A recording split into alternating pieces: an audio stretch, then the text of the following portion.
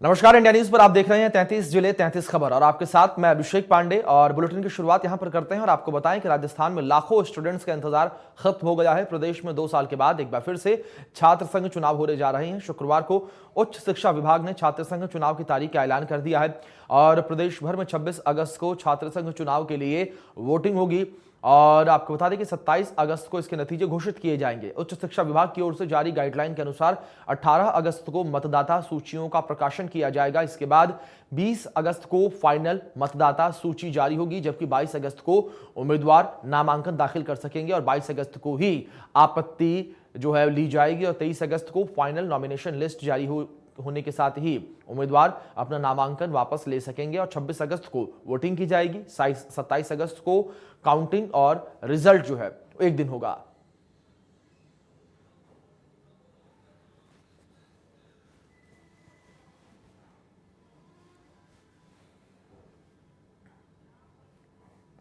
खबर सालासर से है। यहां पर बालाजी मंदिर में जोधपुर हाईकोर्ट न्यायाधीश मनोज कुमार गर्ग ने अपने साथ आए जस्टिस विजय विश्नोई, जस्टिस रामेश्वर व्यास, जस्टिस दिनेश मेहता, जस्टिस संभाजी शिवाजी सिंधे संदीप मेहता और जस्टिस कुलदीप माथुर, जस्टिस मदन गोपाल व्यास, जस्टिस सिंह भाटी और जस्टिस विनीत कुमार और जस्टिस महेंद्र मोहन ने अपने परिवार के साथ दर्शन किए और इसके साथ ही पूजा अर्चना करके आशीर्वाद लिया। इस मौके पर हनुमान सेवा समिति की ओर से सभी का माला पहनाकर स्वागत किया गया और बालाजी के चित्र जो है वो भेंट किए गए।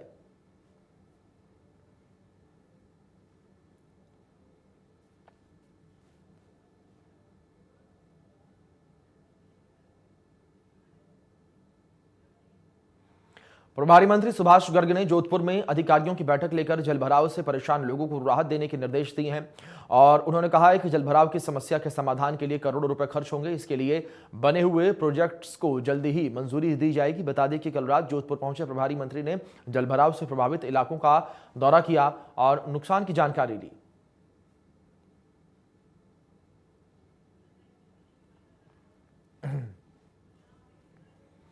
तो वहीं जयपुर में प्रशासन शहरों के संग अभियान शिविर चलाया जा रहा है। इसमें जेडीए ने 2 सप्ताह में 6,500 पट्टे वितरित किए हैं। इसका विकास आयुक्त रवि जैन ने बताया कि अधिक पट्टे जारी करने के लिए जेडीए विभाग नियमित रूप से कैंप आयोजित कर रहा है और जेडीसी ने बताया कि प्रशासन शहरों के संग अभियान के अंतर्गत जोन 13 में अक्षत होम्स और कनौता में आयोजित शिविर में प्रेमलता सक्सेना पत्नी द्वारा फ्री होल्ड पट्टे हेतु आवेदन किया गया, जिसके बाद जोन उपायुक्त द्वारा मात्र 1 घंटे की फ्री होल्ड पट्टा तैयार कर प्रेमलता सक्सेना को जारी कर दिया गया।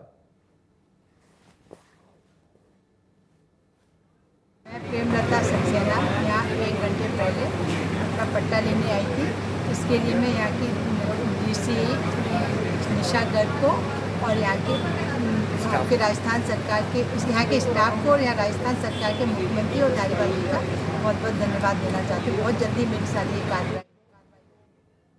तो वहीं भरतपुर में ब्रह्मलीन बाबा विजयदास के परिवार को राज्य सरकार ने सहायता दी है। बता दें कि बाबा की पोती दुर्गा देवी को मंत्री भजनलाल जाटव और कलेक्टर अशोक रंजन ने बरसाना स्थित मान मंदिर परिसर में राज्य सरकार की ओर से 5 लाख रुपए का चेक सौंपा।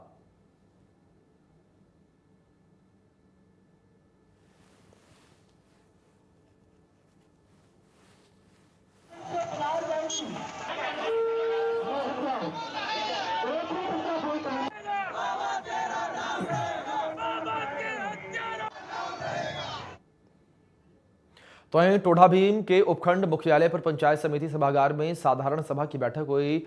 इसमें प्रधान उपखंड अधिकारी व विकास अधिकारी सहित अन्य अधिकारियों ने शिरकत की। इस दौरान सरपंचों ने सबसे अधिक जलादाय विभाग को लेकर सवाल उठाए। साधारण सभा की बैठक के दौरान पंचायत समिति सदस्य सरस्वती मीणा और सरपंच कमलेश मीणा के बीच तीखी नोकझोंक हो गई। इस दौरान सरपंचों ने कुछ देर के लिए सभा को छोड़कर सभा स्थल से बाहर चले गए, जिसके बाद उपखंड अधिकारी दुर्गा प्रसाद मीणा व पंचायत समिति प्रधान कल्पना मीणा ने सरपंचों को समझाइश करके दोबारा सभा स्थल पर भेजा।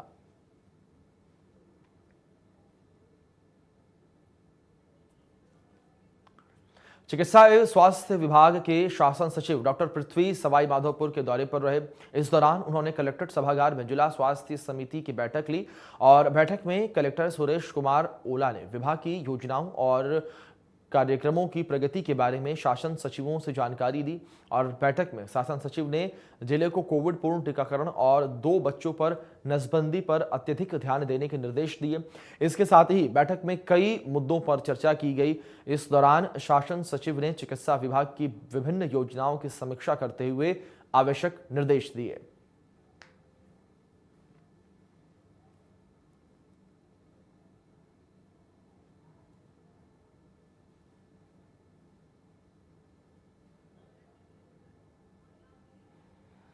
नागौर में प्रशासन शहरों के संग अभियान के अंतर्गत कुचेरा नगर पालिका परिसर में शिविर लगाया गया।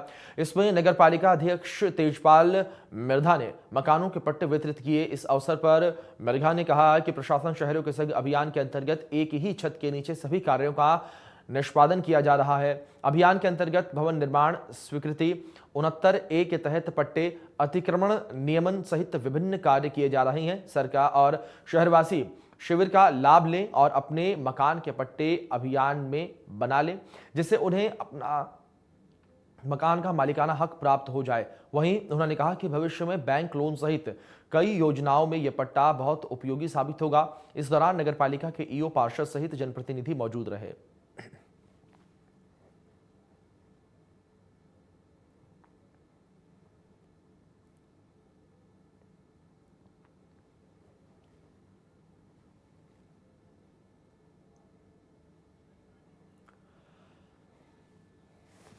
तो नागौर से ये जानकारी, जहां पर आपको बता दें कि 37 लोगों को शिविर में पट्टे यहां पर वितरित किए गए और लगातार प्रशासन की ओर से शिविर का आयोजन किया जा रहा है।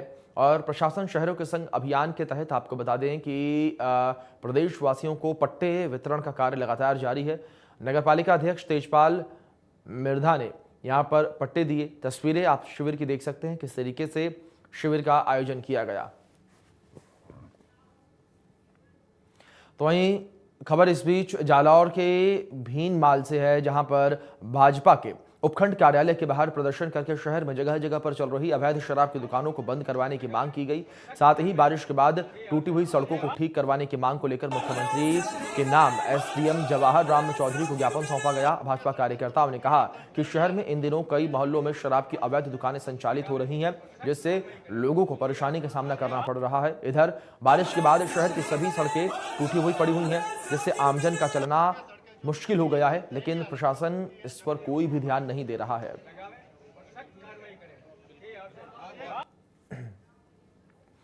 तो इंलोडी क्षेत्र में हुई इन दिनों अच्छी बारिश से धवा कस्बे में किसानों की उम्मीदों पर पानी फिर गया है।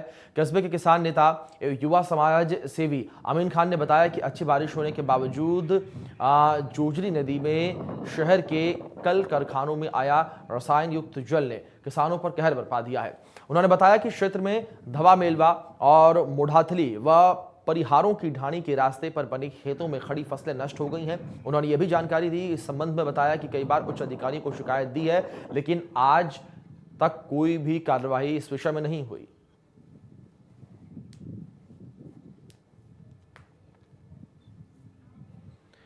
सुमेरपुर में एसडीएम कार्यालय में काम करने वाले श्यामरमल वाल्मीकि सेवानिवृत्त हुए हैं। इस मौके पर एसडीएम सुरेश कुमार ने अनोखी पहल करते हुए वाल्मीकि को खुद गाड़ी चलाकर घर छोड़ा और वाल्मीकि को उपखंड अधिकारी की गाड़ी की अगली सीट पर बैठाकर गाजे बाजे के साथ सेवानिवृत्त होने पर विदाई दी। यह नजारा देखकर नगर में चर्चा का विषय बना हुआ है। कार्मिक श्यामरमल वाल्मीकि ने कहा कि मेरी जिंदगी का सबसे अच्छा दिन विदाई था।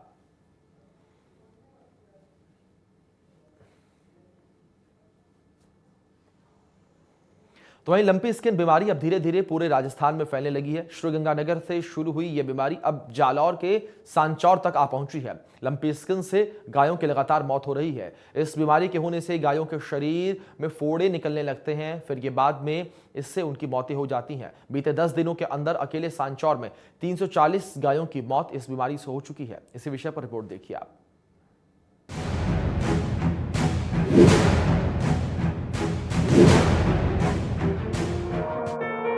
राजस्थान में लंपी स्किन बीमारी धीरे धीरे हर जिले में फैलने लगी है। बीमारी ऐसी, अगर ये किसी गाय या भैंस को हो जाए तो उसके पूरे शरीर पर फोड़े बना देती है और बाद में इससे पीड़ित पशुओं की कुछ ही दिनों में मौत हो जाती है। श्रीगंगानगर से शुरू हुई ये बीमारी अब जालौर के सांचौर तक पहुंच गए हैं। सांचौर में पिछले 10 दिनों में 340 गायों की मौत हो चुकी है, जबकि 1440 गाय बीमार हैं। यहाँ पर 18 जुलाई को पहला केस सामने आया था।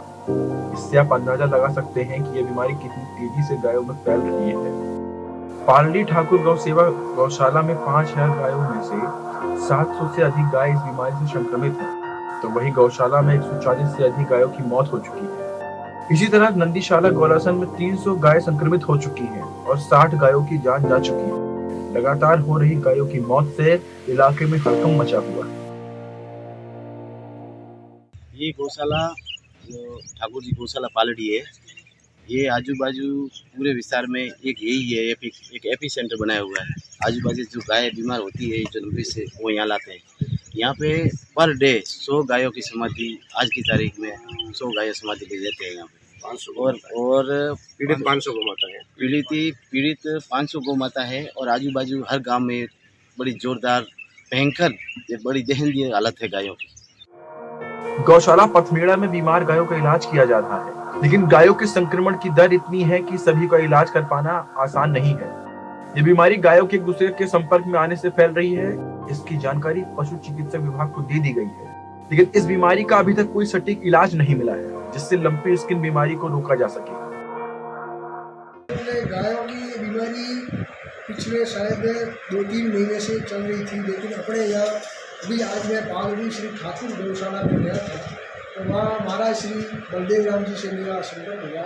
उन्होंने बताया कि डॉक्टर रामा भाई सतत यहाँ आ रहे हैं, लेकिन उन्होंने कह रहे कि इस बीमारी का अभी कोई उपचार इलाज मिला नहीं है कि क्या दवाई है क्या है वो अभी पता लगा नहीं है। लेकिन उन्होंने देसी गोबर के धूप और नीम के पत्तों वगैरह से वॉलंटियर्स लगे हुए हैं और वो बार बार गायों का उस नीम के अर्क से और गोबर के धूप से स्नान करवा रहे हैं, साफ करवा रहे हैं। और काफ़ी जो अच्छी स्थिति में गायें थी उनके जिसकी बीमारी लगी है वो तो ठीक भी हुई है।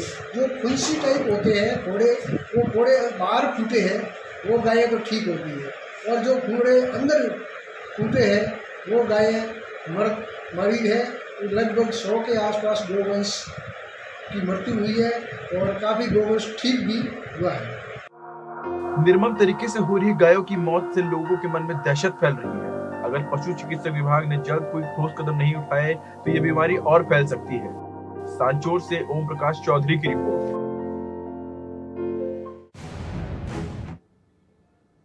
तो वहीं भीलवाड़ा के सांगानेर में जर्जर अस्पताल में मरीजों का इलाज किया जा रहा है। अस्पताल की हालत ऐसी है कि अस्पताल कब गिर जाए, लेकिन फिर भी यहां पर रोजाना सैकड़ों लोग अपना इलाज करवाने के लिए आते हैं और छत से प्लास्टर गिर रहा है तो कहीं से पानी टपक रहा है। देखिए इस बदहाल अस्पताल की तस्वीरें।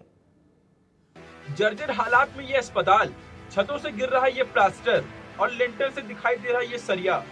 इस अस्पताल को कभी भी धराशायी कर सकता है। बरसात के मौसम में तो इसका हाल और भी बुरा हो रखा है। छतों से जगह जगह पानी टपक रहा है और इसी के बीच यहाँ पर मरीजों का इलाज हो रहा है। भीलवाड़ा के सांगानेर स्वास्थ्य केंद्र की बिल्डिंग का ये हाल पिछले 3 सालों से बना हुआ है। अस्पताल में रोजाना सैकड़ों की संख्या में मरीज इलाज कराने आते हैं।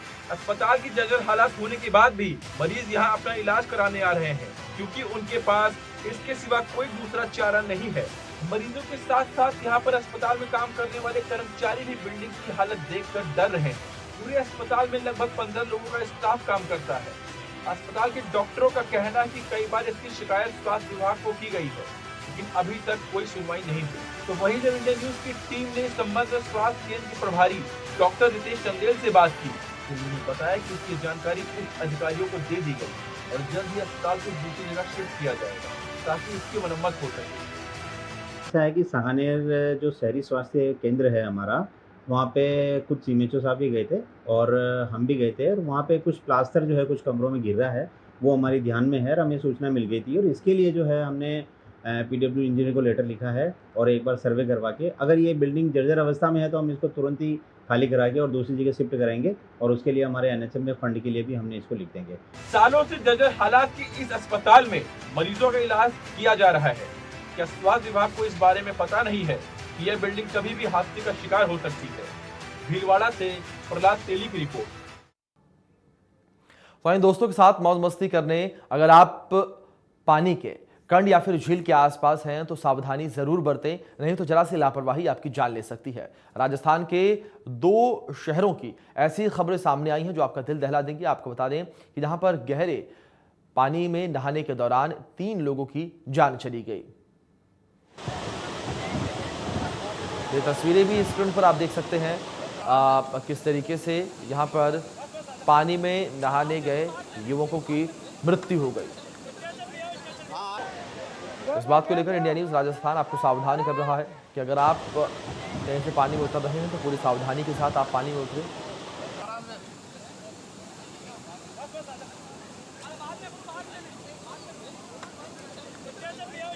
यहाँ पर मौज मस्ती के साथ साथ सावधानी जो है वो भी बेहद ज़रूरी है। जिस तरीके से खबरें सामने आई राजस्थान के 2 अलग क्षेत्रों से। तो वहीं उदयपुर में पुलिस ने हनी ट्रैप गैंग का खुलासा किया है। ये गैंग महिला के जरिए अब पहले व्हाट्सएप पर वीडियो कॉल करता है और दोस्ती करने के लिए कहता है। जब कोई दोस्ती कर लेता है तो फिर महिला मिलने के लिए बुलाती है। इसके बाद पहले से ही मौजूद गैंग के सदस्य जो है नग्न वीडियो बना लेते हैं और पैसों की डिमांड करते हैं। नहीं देने पर वीडियो वायरल करने के झूठे आरोप और रेप केस में फंसाने की धमकियां देते हैं। पुलिस ने एक महिला समेत 5 लोगों को इस विषय में गिरफ्तार किया। इस विषय पर रिपोर्ट देखिए आप।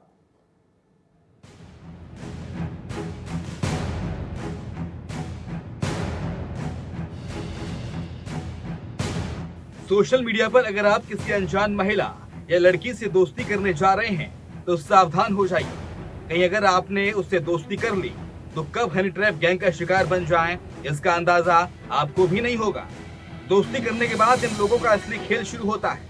ये गैंग लड़कियों के सहारे लोगों को फंसाता है और पैसों की डिमांड करता है। ऐसा एक मामला उदयपुर से सामने आया, जहां पर एक टीचर को महिला ने व्हाट्सएप पर कॉल किया और लोगों के बीच बातचीत का सिलसिला शुरू हो गया। 2-3 दिन बात करने के बाद 25 जुलाई को महिला ने टीचर से मिलने को कहा। वो महिला के इरादों को भाप नहीं पाया और मिलने के लिए उसके घर चला गया। कुछ देर घर में बैठने के बाद वहां 2-3 लोग आए। तभी महिला ने टीचर को बाथरूम में छिपा दिया, लेकिन अचानक आए लोगों ने टीचर को बाथरूम से निकालकर मारपीट करना शुरू कर दिया और नग्न अवस्था में वीडियो और फोटो खींच लिए। हनी ट्रैप गैंग के लोगों ने टीचर का मोबाइल भी छीन लिया और वीडियो वायरल करने, साथ ही झूठे रेप केस में फंसाने की धमकी दी। जब टीचर ने ऐसा करने से मना किया तो 20 लाख रुपए की डिमांड करने लगे। टीचर को लगातार गैंग के लोग पैसों के लिए दबाव बना रहे थे। नहीं देने पर फोन पर धमकी भी देते थे, जिसका ऑडियो सामने आया है। लगातार धमकियों से परेशान टीचर ने इसकी शिकायत एसपी ऑफिस में की, जिसके बाद पुलिस ने 5 लोगों को धर दबोचा है। 26 तारीख को सवीना थाने पे रिपोर्ट मिली थी कि 22 जुलाई को एक महिला है मोनिका कुंवर, उसका एक शारीरिक शिक्षक है गोवर्धन सिंह जाड़ोल स्कूल में, उससे संपर्क हुआ और 2-3 दिन में उसने अपनी बातों में उसको फंसाया और 25 तारीख को उसको मिलने के लिए बुला लिया अपने घर पे, तीतरड़ी स्थित अपने मकान पे मिलने के लिए बुलाया। तो वहाँ तीतरड़ी में जैसे ही वो मिलने के लिए पहुँचा उसके घर पे, तो वहाँ 4 लोग और आ गए। विक्रम सिंह, लोकेश चौबीसा, केसर सिंह और भगवान सिंह, ये 4 लोग वहाँ मौके पे आ गए। उन्होंने इस शारीरिक शिक्षक के साथ मारपीट की और उसको 3-4 घंटे तक बंधक भी बना के रखा और इससे बलात्कार का झूठा मुकदमा और जान से मारने की धमकियां देकर 20 लाख रुपए की इन्होंने डिमांड करी। तो उसने कहा अभी मेरे पास कोई पैसे वैसे नहीं है। तो ये लोगों ने इसको लेके गए, इससे एक स्टाम्प खरीदवाया ज़बरदस्ती और 10-10 लाख रुपए के चेक ले लिए कि भी तुम कैश पैसे देके चेक वापस ले लेना। तो इस तरह के 2 चेक ले लिए थे। इस पर प्रकरण दर्ज करवाया। प्रकरण दर्ज कराते ही श्रीमान एसपी साहब, एडिशनल एसपी साहब और सीओ साहब के नेतृत्व में हमारे सीआई साहब रविंदर चारण जी ने टीम बनाई। टीम बना करके और हम लोगों ने कल इनको ट्रैप कर लिया। ट्रैप करके 5 लोगों को गिरफ्तार किया है मामले में। जो महिला है मोनिका कुंवर और दूसरे जो 4 लोग हैं विक्रम सिंह, लोकेश, केसर सिंह और भगवान सिंह, इन 4 आदमियों को भी अरेस्ट कर लिया गया और मामले में अनुसंधान जारी है। इस महिला के पहले भी कोई इस तरह के आपराधिक रिकॉर्ड नहीं किया, तो इस तरह से लगातार मामले सामने आए। आपराधिक रिकॉर्ड सभी लोगों के मांग लिए गए हैं संबंधित थानों के। ये लोग मूल रूप से डूंगरपुर और बांसवाड़ा जिले के रहने वाले हैं। तो जहाँ से भी अगर कोई रिकॉर्ड आता है तो तदनुसार उसके अंदर जो भी होगी विधिक कार्रवाई की जाएगी। उदयपुर में हनी ट्रैप गैंग पिछले कई सालों से सक्रिय बताया जा रहा है। ये गैंग सबसे ज्यादा उन लोगों की तलाश में रहता है जिनका समाज में अच्छा रुतबा हो या किसी सरकारी नौकरी में हो, ताकि वो अपनी इज्जत के डर से पैसे इनको दे दें। उदयपुर से अभिषेक जोशी की report, India news Rajasthan. Sawai Madhopur में अंतर्राष्ट्रीय बाघ दिवस के अवसर पर एक होटल में एक गोष्ठी का आयोजन किया गया। इसमें मुख्य वन संरक्षक एवं क्षेत्र निदेशक रणथंभौर मौजूद रहे।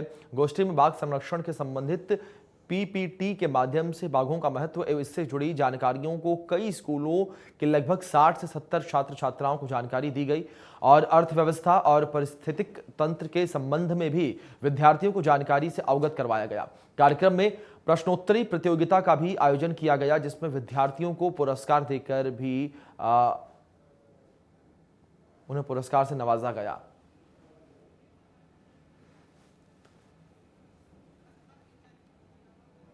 चलिए, फिलहाल बुलेटिन में इतना ही। तमाम बड़ी अपडेट्स के लिए आप बने रहें इंडिया न्यूज के साथ। धन्यवाद।